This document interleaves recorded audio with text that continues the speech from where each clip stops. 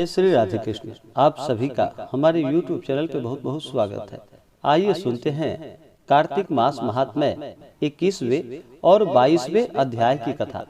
अब तक आपने पहले अध्याय को सुना, जो कि जिसमें इससे पहले अध्याय में एक राक्षसी जो कि कार्तिक महात्म्य व्रत के प्रभाव से और तुलसी माता के प्रभाव से अपने राक्षस योनि से मुक्त हुई और उसे आशीर्वाद प्राप्त हुआ। अब आइए इसके आगे की कथा को सुनते हैं। अगर आपने अब तक पिछले अध्याय के कथा को नहीं सुना हो तो हमारे चैनल पे, जो कि प्लेलिस्ट में कार्तिक मास महात्म्य के नाम से बनाया गया है, जो कि हमारे चैनल पे प्लेलिस्ट कार्तिक मास महात्म्य के नाम से बनाया गया है, आप वहां से जाकर के इससे पहले अध्याय की कथा को श्रवण कर सकते हैं।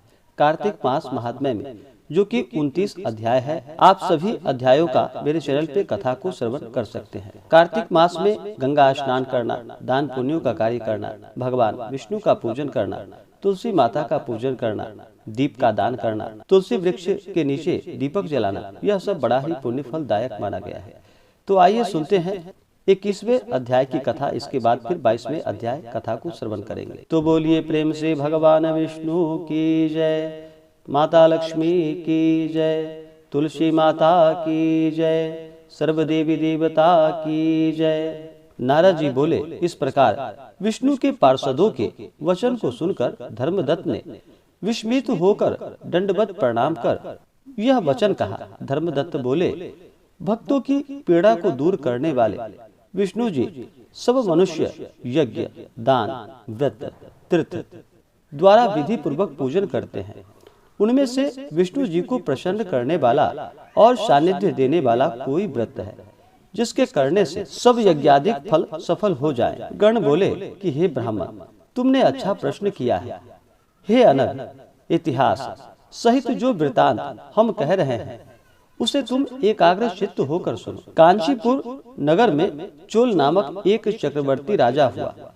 इसी नाम से चोल देश प्रसिद्ध हुआ। उस राजा के पृथ्वी पालन के समय कोई मनुष्य दारिद्र्य, दुखी या पाप बुद्धि या रोगी नहीं रहता था। असंख्य यज्ञ करने वाले उस चोल के यज्ञ स्तंभ ताम्रपर्णी नदी के दोनों तट चैत्र रथ अर्थात कुबेर के उपवन के समान शोभित हो गए थे। हे ब्राह्मण, एक समय वह राजा, जहाँ जगत के स्वामी विष्णु भगवान युग माया के साथ शयन करते हैं, उस अनंत शयन नामक स्थान को गया। वहां उसने श्रीपति भगवान का दिव्य मणियों और मोतियों तथा शोभायमान स्वर्ण के फूलों से पूजन किया। फिर भूमि में दंडवत प्रणाम करके वहीं बैठ गया। तब उसने देव के समीप आते हुए एक ब्राह्मण को देखा। वह देव पूजा के निमित्त हाथ में तुलसी और जल लिए था और अपनी पुरी अर्थात कांचीपुरी का ही रहने वाला था। विष्णुदास उसका नाम था। उस ब्रह्मर्षि ने वहां जाकर विष्णु सूक्त से स्नान कराया और तुलसी की मंजरी तथा तुलसी पत्र से भगवान का पूजन किया। उस ब्राह्मण की तुलसी पूजा से पहले की हुई अपनी रत्नों की पूजा ढकी देख राजा ने क्रोधित होकर कहा। चोल बोला, यहाँ माणिक्य और स्वर्ण से की हुई मेरी पूजा को तुमने तुलसी दल से क्यों आच्छादित कर दिया, अर्थात क्यों तुमने ढक दिया? तो विष्णु की भक्ति को नहीं जानने वाला ढोंगी है, यह मैं जानता हूँ। तूने अति शोभा युक्त मेरी पूजा ढाक दी है। उसने भी चोल राजा के गौरव को न मानकर कहा। विष्णुदास बोला कि हे राजा, तुम भक्ति को नहीं जानते, राज्य लक्ष्मी से गर्वित हो रहे हो। तुम कितने विष्णु व्रत किया है सो कहो। गण बोले, उस ब्राह्मण के वचन को सुनकर वह नृपश्रेष्ठ हंसकर विष्णुदास से गर्वयुक्त वचन बोला। राजा बोला कि हे ब्राह्मण, यदि तू विष्णु भक्त से अति गर्वित है तो तुझ दरिद्री और निर्धन की भक्ति ही कितनी है। विष्णु को संतुष्ट करने वाले यज्ञ दान तूने किए, और हे ब्राह्मण, तूने कहीं देवालय भी नहीं बनवाया, तब तुझे यह भक्ति का घमंड क्यों है? हे ब्राह्मण, इस समय सब ब्राह्मण मेरा वचन सुने। अब तुम सब देखो कि यह ब्राह्मण अथवा मैं विष्णु के साक्षात्कार को प्राप्त होऊंगा। हे ब्राह्मण, तब तुम सब हम दोनों की भक्ति को जानोगे। गण बोले, ऐसा कहकर वह राजा अपने राजभवन को चला गया और मुदगल ऋषि को आचार्य बनाकर विष्णु संबंधी यज्ञ आरंभ कर दिया। वह यज्ञ कैसा था कि जिसमें ऋषियों के समूह स्थित थे, जिसमें बहुत सा अन्न, बहुत सी दक्षिणा और संपत्ति विद्यमान थी। अन्न व्रत को उन्होंने पहले गया क्षेत्र में किया था। उधर व्रती विष्णुदास भी विष्णु को संतुष्ट करने वाले नियमों को करने लगा। उस समय वह वहां देवालय में स्थित रहा। माघ और कार्तिक का व्रत तथा भली भांति तुलसी के व्रत का पालन और एकादशी के दिन द्वादशाक्षर मंत्र से हरि का जप, इन सबको वह विधिवत करने लगा। षोडश उपचार और गीत नृत्य आदि मंगल गान करके उसने नित्य विष्णु जी की पूजा और उपयुक्त व्रतों को किया।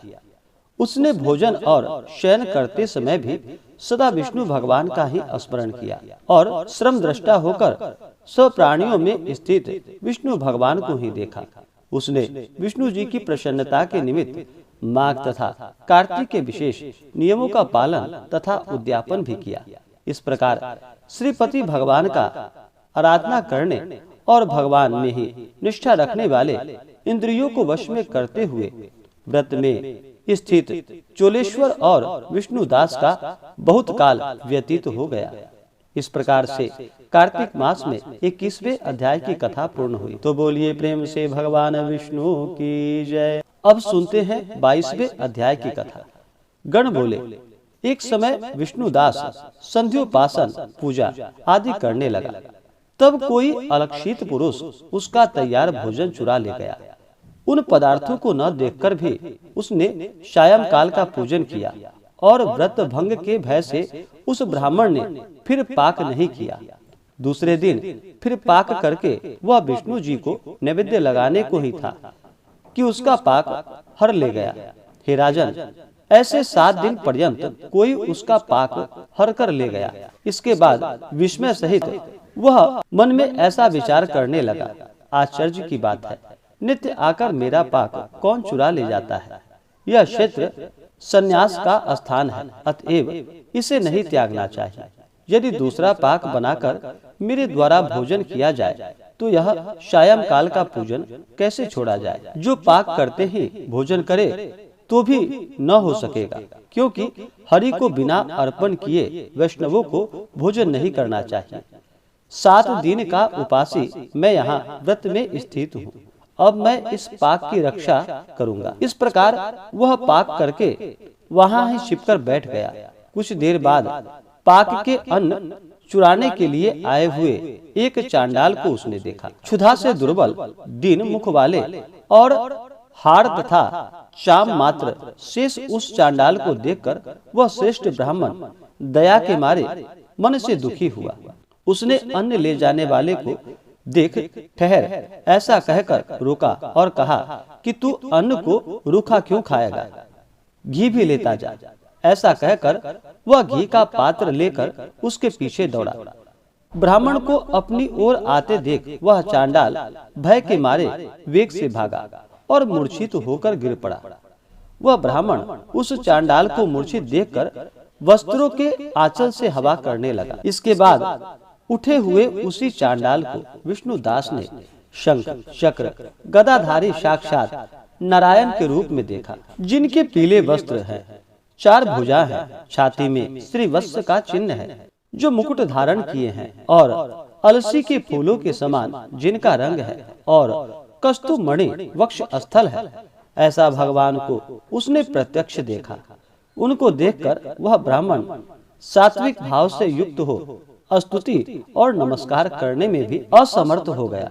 उसी समय इंद्र आदि देवता भी वहां आ गए और गंधर्व तथा अप्सराएं आनंद से नाचने लगी। उस समय वह स्थान सैकड़ों विमानों से परिपूर्ण हो गया और देवता तथा ऋषि के गण गाने बजाने लगे। तदंतर विष्णु भगवान उस सतोगुणी ब्राह्मण को छाती से लगाकर और अपनी समान रूपता दे वैकुंठ धाम को ले गए। श्रेष्ठ विमान में स्थित और विष्णु के समीप जाते हुए विष्णुदास को यज्ञ की दीक्षा लेते हुए चोल राजा ने देखा। वैकुंठ भवन की ओर जाते विष्णु को देखकर राजा चोल ने अपने गुरु मुद्गल को बुलाकर कहा। चोल बोला, जिसकी स्पर्धा से मैंने यह दान किया, वह ब्राह्मण विष्णु का रूप धारण कर वैकुंठ को जा रहा है। मैंने यज्ञ की दक्षिणा लेकर वैष्णव क्षेत्र में अग्निहोत्र किया और दान आदि करके ब्राह्मणों की कामना पूर्ण की है, परंतु अब तक विष्णु भगवान मेरे ऊपर प्रसन्न नहीं हुए और विष्णु दास की भक्ति से ही प्रसन्न होकर हरि ने उसे प्रकट होकर दर्शन दिए हैं। इससे मालूम होता है कि दान और यज्ञ से विष्णु नहीं प्रसन्न होते, भक्ति ही उन विभु के दर्शन के मुख्य कारण है, अर्थात भक्ति से ही वे प्रसन्न होते हैं। गण बोले, ऐसा कहकर राजा ने अपने भांजे को राजगद्दी पर बैठाया, क्योंकि बालकपन से ही वह यज्ञ की दीक्षा में रहा, इसलिए उस राजा को पुत्र नहीं हुआ था। इसी कारण उस देश में अब तक भांजे ही राज्य के अधिकारी होते आ रहे हैं। तदंतर चोल यज्ञ स्थल में जाकर अग्नि के आगे खड़ा होकर विष्णु की प्रार्थना करने लगा और कहा कि हे विष्णु, मन, वाणी और शरीर से मुझे स्थित भक्ति करने की सामर्थ्य दीजिए। ऐसा कहकर वह राजा सबके देखते ही देखते अग्नि कुंड में कूद पड़ा। तब मुदगल ने क्रोध से अपनी शिखा उखाड़ डाली। तब से अब तक उनके गोत्र वाले शिखाहीन होते आ रहे हैं। उसी समय भक्त वत्सल भगवान कुंड की अग्नि से प्रकट हो चोल को छाती से लगा के श्रेष्ठ विमान में चढ़ा लिए। उसे हृदय से लगाकर नारायण ने अपनी स्वरूपता दे उसके तथा देवताओं के साथ देवेश भगवान वैकुंठ मंदिर को आ गए। भगवान ने विष्णु दास को पुण्यशील नामक और चोल राजा को सुशील नामक अपना द्वारपाल बनाए। इस प्रकार से कार्तिक मास महात्म्य में 22वें अध्याय की कथा पूर्ण हुई।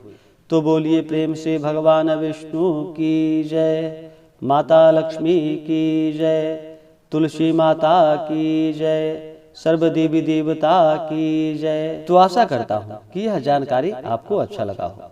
ऐसे ही ज्ञानवर्धक जानकारियाँ प्राप्त करने के लिए हमारे इस चैनल पे अगर आप नए हैं तो चैनल को लाल बटन दबा करके सब्सक्राइब करें, साथ में बेल आइकन घंटी को दबाएं ताकि मेरे वीडियो का नोटिफिकेशन आपको समय से मिलता रहे। वीडियो को लाइक करें, शेयर करें, सुखी रहे और स्वस्थ रहे। जय श्री राधे कृष्ण। धन्यवाद।